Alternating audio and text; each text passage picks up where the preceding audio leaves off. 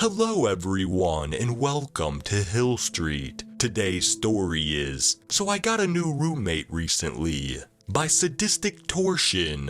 If you end up enjoying this story, please leave a like. And if you enjoy hearing stories from me, please subscribe and become a resident of Hill Street and let me know how I'm doing in the comments. Now, let's get to this nightmare. So I got a new roommate recently. My old roomie decided to get more serious with his girlfriend of 3 years, and after months, probably years even, she finally backed him into the proverbial corner. Ultimatums were given, and under threat of breakup, he finally decided completely freely of his own will to put a ring on it. I was happy for them. They had their ups and downs like any couple, but I truly think they were good for each other. Despite how good they were for each other, however, this wasn't good for me, as now I had to find a new roommate to split the bills with. I was happy for them, sure, but I dreaded the process ahead.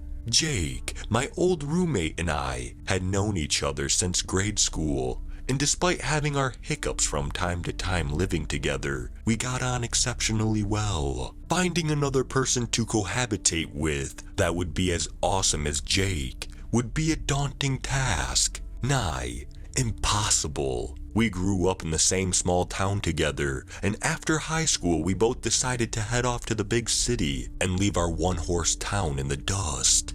It was tough at first. The culture shock alone was enough to lose sleep over, but after a while we settled into our new city boy lifestyle and never looked back. The toughest part for me, at least at first, was not knowing anybody. 3 years later, and I'm still kinda working on that aspect. I'm not the sociable person in our duo. That would be Jake. For every acquaintance or amicable coworker I had, Jake had 5 actual friends, it seemed.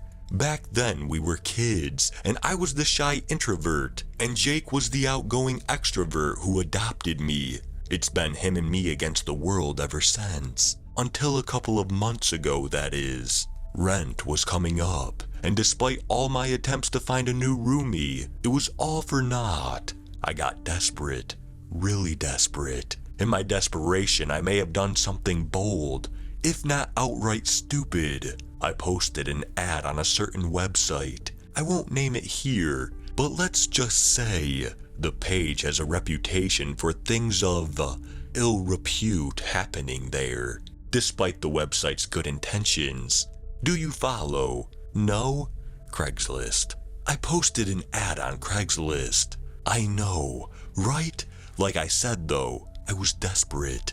I couldn't very well borrow any money from my dad. Not again. I guess I was hoping to be swarmed with replies and offers, and to have a decent pool of potential people to vet and choose from. Nope. No such luck. I only got one reply. One measly reply. The oddest, most quirky little guy I ever met. I wouldn't exactly categorize myself as normal, but next to this guy, I might as well been John Everyman. I figured, what the hell though? I was growing more and more desperate every day, as the rent was coming up due soon.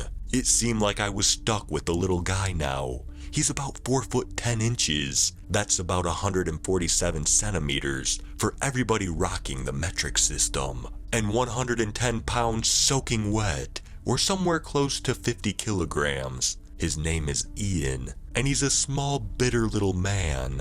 Despite his stature, he wasn't afraid to get in my face and confront me about any and every little thing.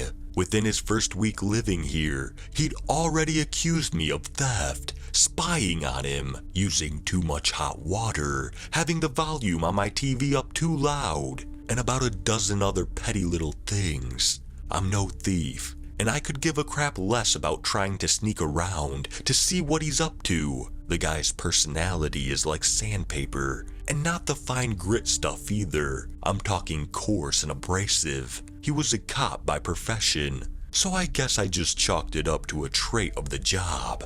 Within the first couple of weeks, I thought I had a pretty good read on him. but just about all of my assumptions seemed to be wrong.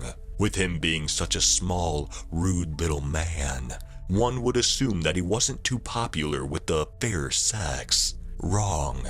He brought very good-looking ladies home all the time. I'm talking 8s and 9s. I dare say even perfect 10s. It's always different women too. I've never seen the same girl twice. I thought maybe they could have been escorts, maybe ladies of ill repute, but I'm not so sure. I knew one of them from a restaurant up the street where she worked as a waitress, and she just didn't seem the type to sell herself like that. He was living there for going on 2 months, and now we almost arrived to where we are currently. A few nights ago, he brought another lady home, and early the next day, I heard this odd scratching noise coming from his bedroom. I knew it wasn't Ian. I had been home all that day, and I distinctly remember him being rude and telling me to stop touching the damn thermostat on his way out of the door for work that morning. I thought maybe it was the woman he brought home.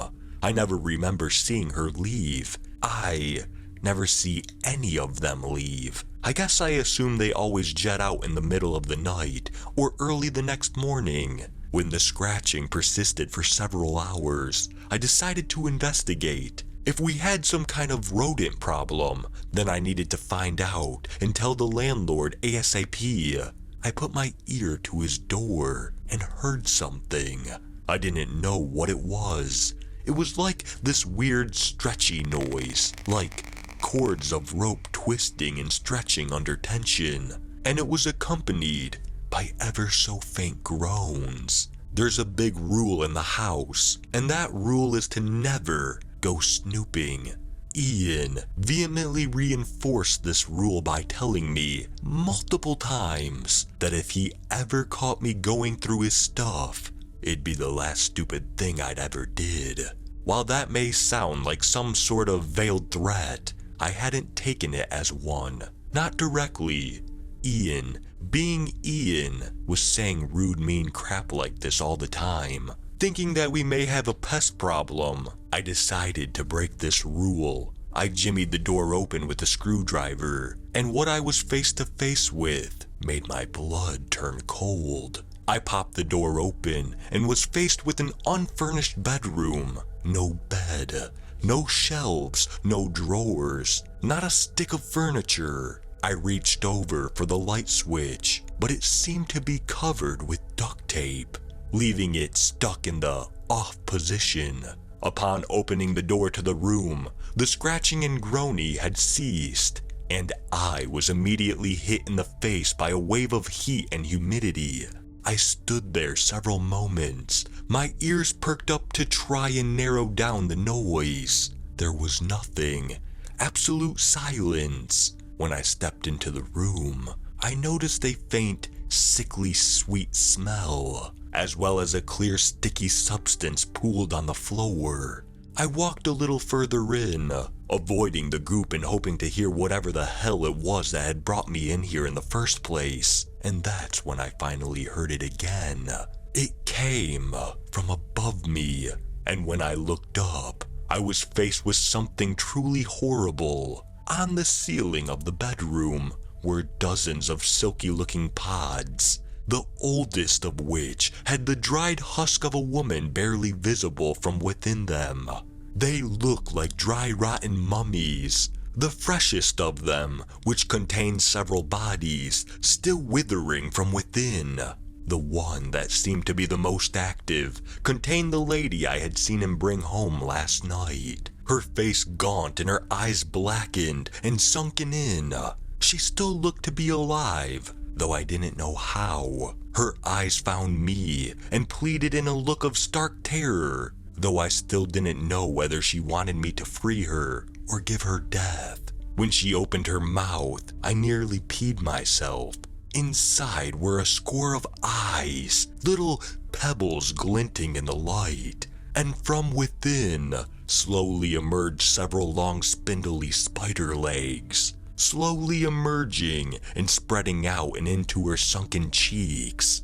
I booked it. I ran out of the apartment so damn fast. I left all of my things behind. Ian can have them. I'm not going back. I'm currently squatting on Jake's couch, much to his fiance's chagrin. He thinks I'm crazy, having told him my story, and he strongly urged me not to breathe a word of that crap to his fiancée if I wanted to keep staying here. I'm already getting the feeling like she doesn't much care for me, and that I'm quickly overstaying my welcome. To mention to her my crazy story would probably only hasten the process. I don't know what to do. Ian was a cop, so I can't call the police. What if they are all spider folk too?